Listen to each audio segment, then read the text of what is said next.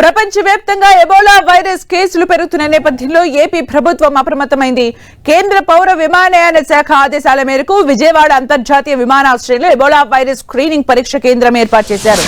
విదేశీ ప్రయాణికులకు పరీక్షలు నిర్వహిస్తున్నారు విమానాశ్రయ అధికారులు. ఇవాళ ఉదయం సింగపూర్ నుంచి వచ్చిన 185 మంది ప్రయాణికులకు ఆరోగ్య సిబ్బంది పరీక్షలు నిర్వహించారు. వైరస్ లక్షణాలు ఉన్న వారిని క్వారంటైన్ చేస్తామని వైద్య అధికారులు తెలిపారు.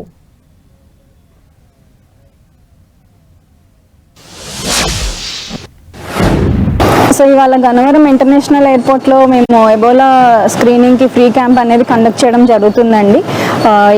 ఇక్కడ మనకి ఎయిర్పోర్ట్లో వీక్లీ 3 times ఇంటర్నేషనల్ ఫ్లైట్స్ అనేవి వస్తున్నాయి. అలానే మేము వీక్లీ 3 times కూడా క్యాంప్స్ అనేవి కండక్ట్ చేస్తున్నాము.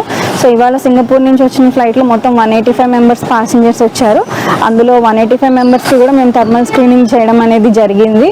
సో అందులో ఎవరికి సిమ్టమ్స్ జ్వరం కానీ సిమ్టమ్స్ కానీ అట్లాంటివి ఏం లేవన్నమాట.